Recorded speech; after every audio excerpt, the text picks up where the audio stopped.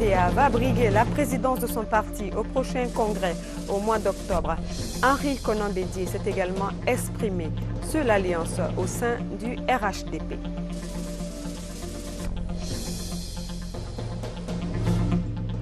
De nouvelles réformes dans le secteur de l'éducation nationale et de l'enseignement technique sont annoncées. Elles permettront d'améliorer les résultats scolaires.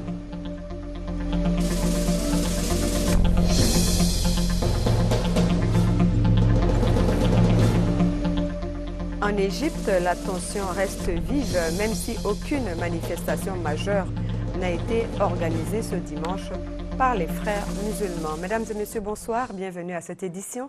Les États généraux de la réconciliation, initiés par les réseaux ivoiriens des femmes pour la réconciliation, se sont déroulés ce dimanche à l'hôtel communal de Cocody. Le but est d'apporter leur contribution à la recherche de solutions en faveur de la réconciliation. Ces femmes ont restitué les travaux et des recommandations ont été faites sur le plan politique et sur le plan social.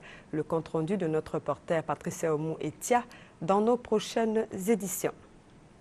La tournée du président de l'Assemblée nationale, Guillaume Kibafori-Soro, dans le département de Gagnoa, dans la région du Go, au centre-ouest de la Côte d'Ivoire, a pris fin avec un meeting à Gagnoa.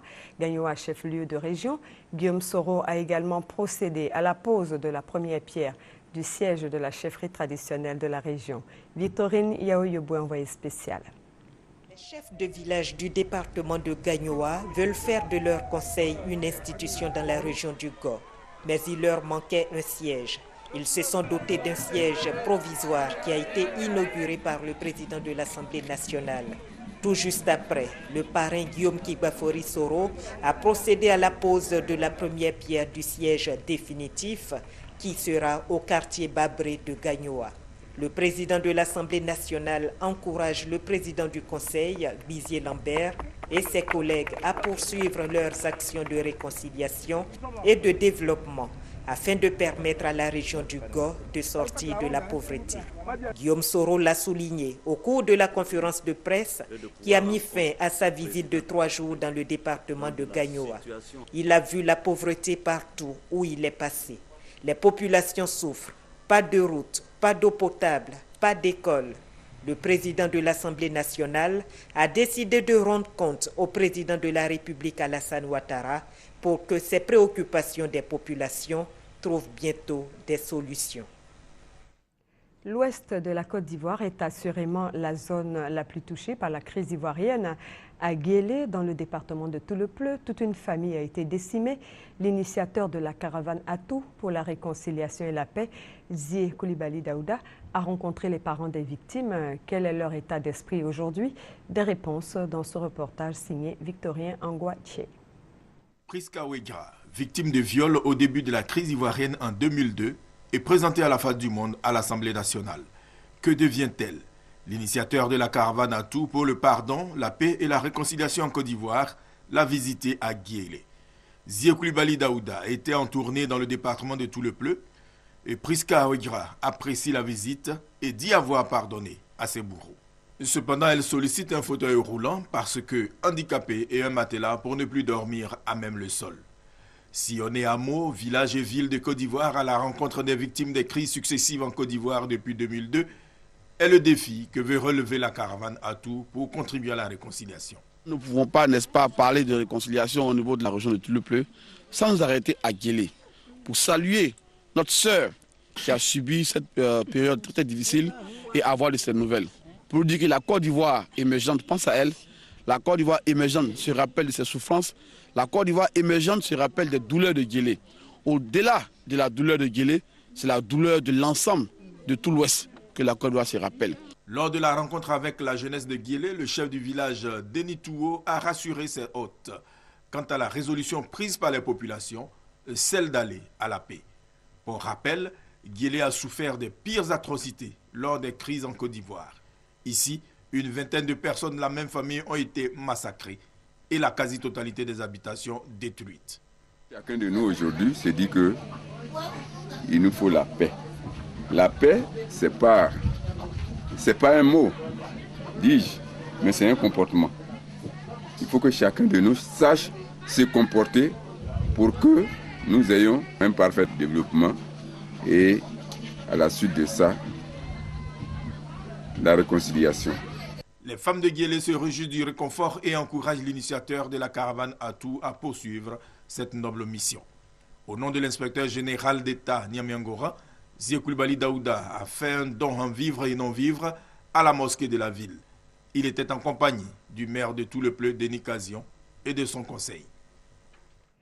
L'actualité politique, et je vous le disais en titre, est dominée par le conclave des secrétaires généraux de section du PDCI RDA, conclave présidé par le président du parti, Henri Konan Bédié, à Yamoussoukro.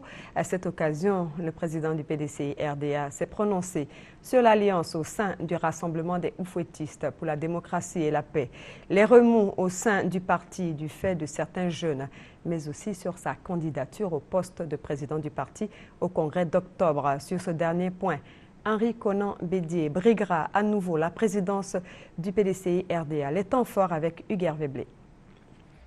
Après l'arrivée du président du PDCI RDA, Henri Konan Bédié, tout commence avec l'hymne du parti. Ainsi est planté le décor de la bonne ambiance qui régnera tout le long des échanges.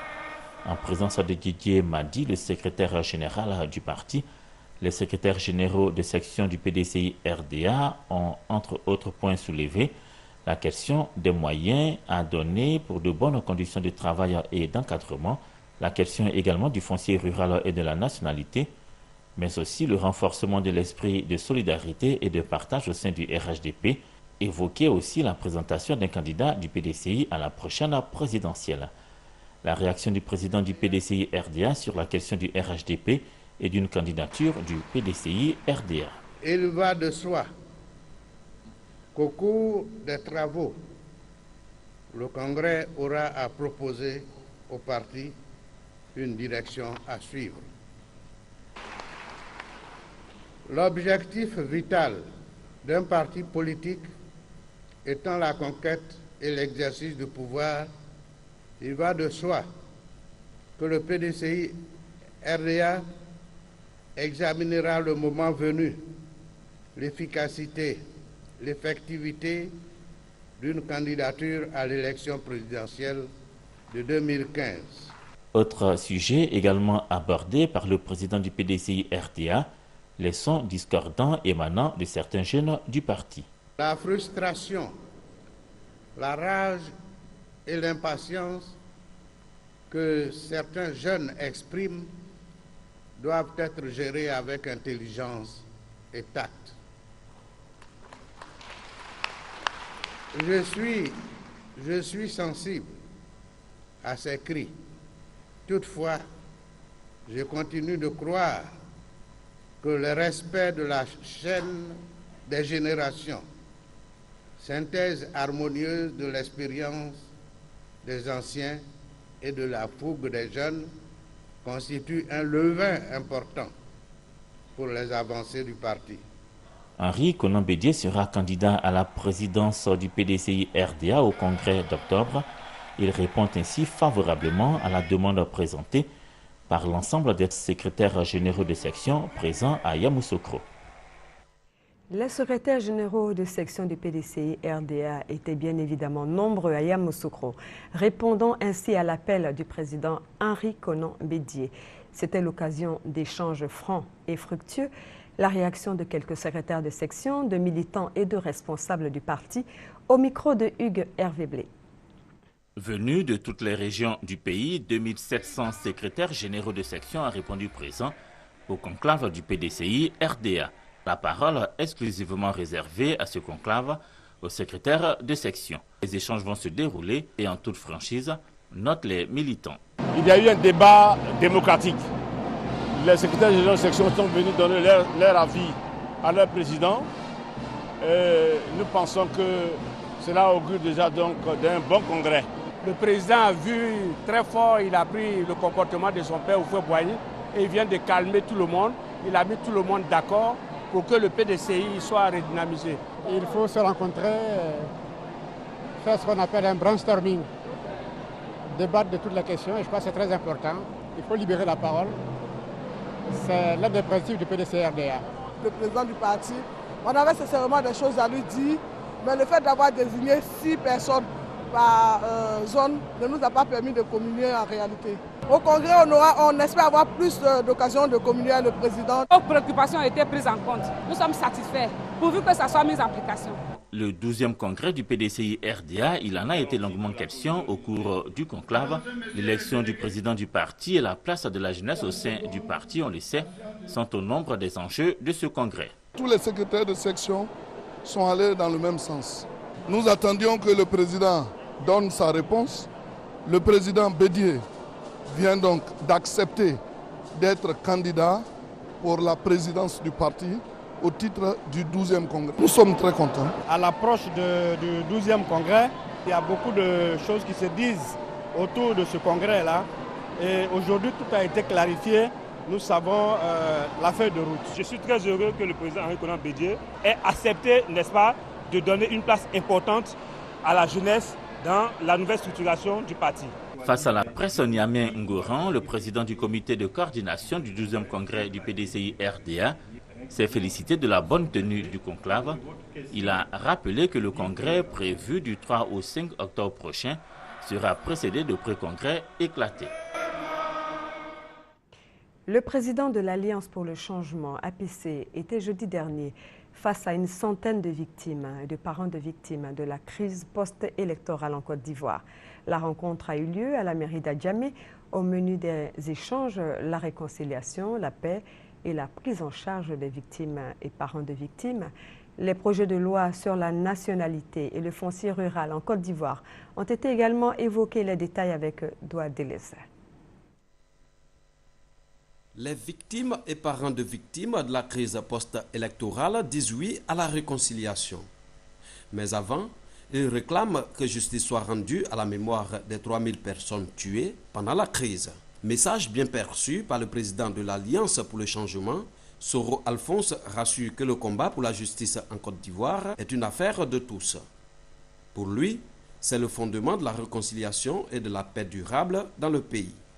Il n'y a pas de dichotomie entre la volonté de rendre justice et la volonté de réconcilier les Ivoiriens. Nous allons bientôt mettre en place un conseil juridique parallèle pour que les victimes de la crise post-électorale puissent être satisfaites de ce que justice a été rendue. Il invite également les autorités politiques à tenir un langage de paix pour favoriser la cohésion sociale. Autre sujet abordé, les problèmes liés à la loi sur la nationalité et le foncier rural en Côte d'Ivoire. Alphonse Soro explique que la terre et la nationalité ivoirienne ne seront bradées ni vendues. Leur attribution devra respecter les règles régies par la loi ivoirienne. Le directeur du logement et de la copropriété au ministère du Logement, de l'assainissement et de l'urbanisme a été l'invité du magazine du dimanche présenté par Alvorassa. Il a été question de logements sociaux et économiques, un projet du gouvernement pour permettre à un maximum d'Ivoiriens d'acquérir un logement. Célestin Kouala a rassuré les souscripteurs. Je vous propose de l'écouter. Nous allons commencer les travaux de terrassement, d'accord, et de préparation des plateformes d'ici le 31 août.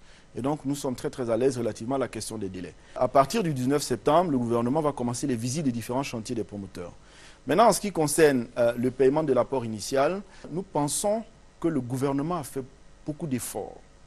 Des maisons qui coûtaient 20, 25, 30 millions il y a encore quelques mois sont passées à 7, 8, 12, 15 millions. Je pense que dans ces conditions-là, il est souhaitable que l'on puisse faire un peu d'effort. Pour ceux qui n'ont pas, par exemple, les 1 million ou les 1 million 200 de l'apport initial tout de suite, je rappelle que vous pouvez également, auprès de votre banquier, prendre un crédit à court terme pour constituer cet apport initial-là afin de le payer. C'est une piste également qu'il faut explorer. Même pour les souscripteurs qui sont dans l'informel, je rappelle d'ailleurs à ce sujet, parce qu'il nous revient que certains Ivoiriens ne comprennent pas très bien la raison des 3,5% de la caution mutuelle. C'est cela. C'est pour tous les Ivoiriens qui sont dans l'informel, c'est pour les aider justement, afin que ce fonds-là serve de garantie pour tous ceux qui ont ces salaires irréguliers ou instables, pour que les banquiers ne les éjectent pas, si vous permettez le terme, en dehors du système. C'est pour cela qu'il faut participer à cette caution mutuelle. Les 3,5% ne font pas partie des 10 millions, puisque les 3,5% seront remboursés à l'acquéreur. dans un délai que nous sommes en train d'étudier, mais qui ne va certainement pas dépasser 3 ans. Donc ces 3,5% sont remboursés. Mais c'est une question de solidarité. Il faut qu'on permette aux Ivoiriens qui n'ont pas un salaire régulier d'avoir aussi une maison. Nos mamans qui sont dans les marchés, nos frères qui sont dans les garages, etc. Il faut qu'ils puissent rêver et rendre ce rêve-là réel à travers l'acquisition d'un logement. Il faut encourager les banquiers à travers, n'est-ce pas, la liquéfaction, la mise à disposition de fonds dans, n'est-ce pas, ce fonds de garantie qui est logé à la BNI ou au FSH, au fonds de soutien de l'habitat. Le ministère de l'Éducation nationale et de l'enseignement technique veut maintenir le cap des meilleurs résultats enregistrés ces 2 dernières années scolaires.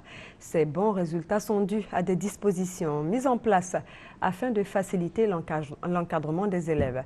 Pour cette nouvelle année scolaire, de nouvelles décisions ont été prises. Mamadou Kouassi nous les détaille. 58,22% au CEP, 16,88% au BEPC et 20,25% au bac en 2011. Les résultats nationaux des examens en grand tirage ont connu une nette amélioration cette année scolaire 2012-2013, atteignant du coup 67,14% pour le CEP, 40,17% pour le BEPC et 33,58% pour le bac. Ces résultats, loin d'être satisfaisants, connaissent une croissance depuis ces 3 dernières années. Ceci est la conséquence des nombreux efforts déployés par le chef de l'État et son gouvernement, ainsi que les acteurs du système éducatif ivoirien. Au cours d'une conférence de presse, le coordonnateur général de l'Inspection générale de l'éducation nationale et de l'enseignement technique a indiqué que plusieurs facteurs ont favorisé ces résultats. Il s'agit selon Ibrahim Kourouma de l'augmentation des capacités d'accueil, du recrutement du personnel éducatif, du respect des principes de l'évaluation et de l'achèvement des programmes scolaires. À cela s'ajoute la lutte contre la fraude et le recrutement parallèle. Ibrahim Kourouma annonce l'ouverture de 14 nouveaux collèges et lycées et de 2487 salles de classe pour le primaire. Mais ce n'est pas tout. Le gouvernement veut donner à l'école ivoirienne ses lettres de noblesse. Et pour réussir ce pari, de nouvelles dispositions sont prévues. La réforme de la formation initiale. La réforme curriculaire, c'est surtout ce que nous appelons le recadrage de la formation par les compétences. La révision du BPC, oui, n'ont pas fini encore. Il y aura des points encore à revoir. Et aussi la réforme du baccalauréat.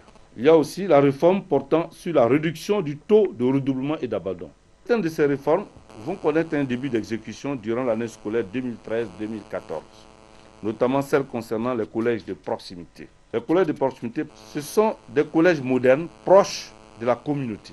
Ce sont des collèges à base 2, avec un effectif maximum de 40 élèves par classe. Il faut rappeler que la rentrée des classes pour l'année scolaire 2013-2014 est prévue pour le lundi 16 septembre prochain sur toute l'étendue du territoire national. Restons au même chapitre. 94 établissements préscolaires et primaires confessionnels islamiques vont pouvoir dispenser l'enseignement général. Objectif, permettre à ces écoles islamiques d'intégrer le système d'enseignement national et donner aux élèves des écoles islamiques les mêmes chances de réussite que ceux de l'enseignement général. Francis Boapo pour les détails. 22 écoles confessionnelles islamiques ont intégré le système d'enseignement général en 2011 à la suite d'une évaluation. À ces établissements préscolaires et primaires viennent de s'ajouter 94 autres. En plus de l'encadrement pédagogique, des subventions et de la distribution des kits scolaires dont bénéficient déjà les premières écoles islamiques intégrées en 2011, d'autres appuis plus consistants en termes de réhabilitation et de construction d'infrastructures vont suivre. Dès que les établissements sont intégrés, leurs élèves ont les mêmes droits que tous les élèves de Côte d'Ivoire. Et dès qu'ils réussissent à cet examen, ils sont orientés en 6e, soit dans un collège public, soit dans un collège privé. Et à Idriss Kouyaté d'ajouter que le processus d'intégration des écoles islamiques vise des objectifs stratégiques. En 2007, 30% des enfants en âge à l'école ne trouvaient pas de place. Et la quasi-totalité de ces enfants sont dans des écoles que nous appelons les écoles non formelles, dont les écoles islamiques. Donc l'objectif du ministère, à l'instar des pays d'Afrique subsaharienne, c'est de relever le taux de scolarisation à 100%. Beaucoup reste à faire. On n'a pas encore commencé l'intégration du secondaire, parce que ça demande encore plus d'attention. il faut des laboratoires dans le lycée, dans le collège, il faut des professeurs d'anglais, des professeurs de maths, des professeurs d'EPS, des professeurs d'histoire géo. Donc pour le moment, l'angle sur lequel travaille le ministère de l'Éducation nationale, c'est intégrer toutes les écoles préscolaires et primaires de ces établissements confessionnels. Sur des milliers d'écoles coraniques créées par des promoteurs musulmans à travers le pays, seulement 116 sont officiellement reconnues par le ministère de tutelle. On parle d'agriculture et moderniser celle-ci est une ambition chère aux autorités ivoiriennes. Le rêve se réalise avec l'aide de certains partenaires. Il est désormais possible de gérer sa plantation d'EVA via l'outil informatique. Les détails avec Landry Pono. Les technologies de l'information et de la communication au service du monde agricole. Stratégie du ministère de l'Agriculture qui entend jouer sa partition pour une Côte d'Ivoire émergente en 2020. Pour arriver à l'e-agriculture, le ministère s'appuie sur les structures sous sa tutelle. Ainsi, par l'entremise du Fonds interprofessionnel pour la recherche et le conseil agricole, les producteurs d'EVA possédant des superficies supérieures ou égales à 50 hectares peuvent désormais suivre leur plantation via l'outil informatique. La mise à disposition d'un tel outil permettra aux petites et moyennes entreprises de véhicules de moderniser la gestion de leur exploitation, de suivre les différents travaux et les performances tant techniques que financières de l'exploitation.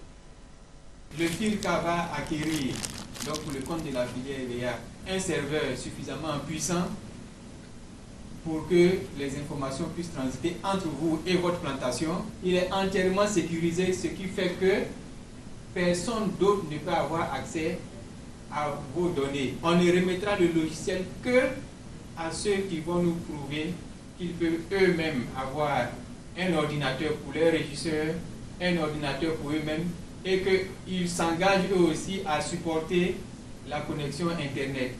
Une centrale des risques doit également être mise en place. C'est un outil qui vise la réduction des risques de vol de la production, devenu un fléau dans la filière EVA.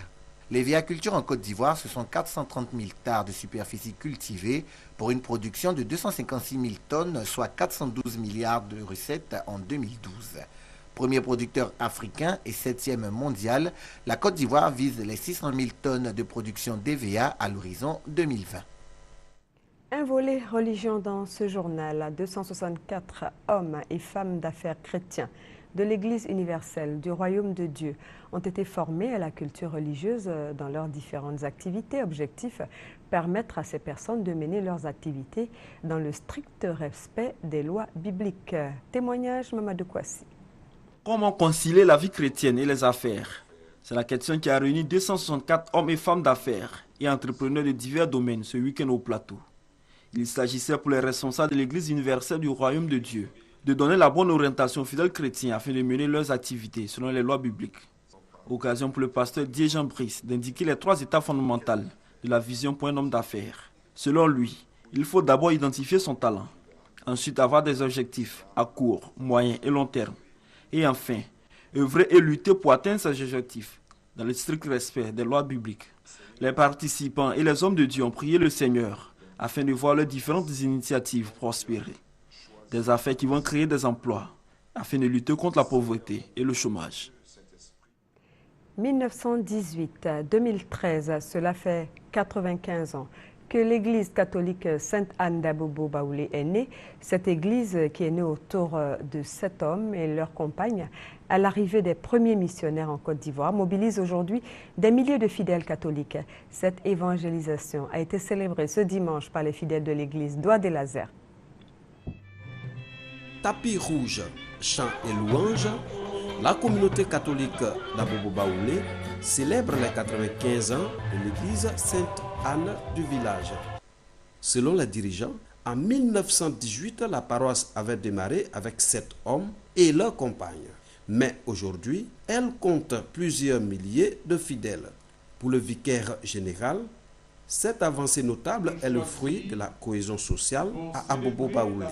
Pascal Tadeseka invite les fidèles catholiques à demeurer dans le Christ. L'essentiel de la sagesse et de la prudence chrétienne consiste à s'y préparer par la mise en pratique des enseignements de l'Évangile et par la constante de la foi et l'exercice de la charité, surtout en cette année de la foi. Le Seigneur nous invite à la radicalité de la foi, au choix préférentiel pour lui Jésus-Christ. La chefferie traditionnelle répond qu'un accent particulier sera mis sur l'organisation et l'unité pour la prospérité de l'œuvre catholique dans le village. C'est le seul moyen pour renforcer la foi chrétienne des villageois. Notre foi en Dieu nous a unis. Si bien que pour nous, la paix n'est pas seulement ce qu'on profère. La paix, c'est notre vie de tous les jours. Dans 5 ans, Sainte-Anne d'Abobo va célébrer ses 100 ans d'existence. L'occasion sera saisie pour prier et se réjouir. On passe au sport. La dernière journée des mondiaux d'athlétisme de Moscou a été marquée par le double succès de la Jamaïque en relais 4x100 mètres hommes et dames et de nouvelles médailles pour Usain Bolt. Il y a eu également les finales du 800 mètres, du 1500 mètres, du triple saut remporté par la France et du javelot féminin. Sébastien Ouénien fait le point. La médaille d'or du javelot féminin à Christina Oberfohl. Longtemps battue dans les grands meetings, elle va monter pour la première fois de son histoire sur la plus haute marche du podium. Comprenez donc cette immense joie. 69,05 m, Christina a longtemps attendu cette heure. Moscou 2013 porte bonheur. Le triple saut masculin a souri au Français Teddy Tango. Il remporte lui aussi sa première médaille d'or, 18,08 m. Encore toute une page d'émotion. Ainsi va le sport. Il est champion du monde, il a du mal à y croire. Au 1500 mètres, Kenyans, Français, Éthiopiens sont lancés pour 3 médailles. Le bronze, l'argent et l'or. Les Kenyans sont bien placés.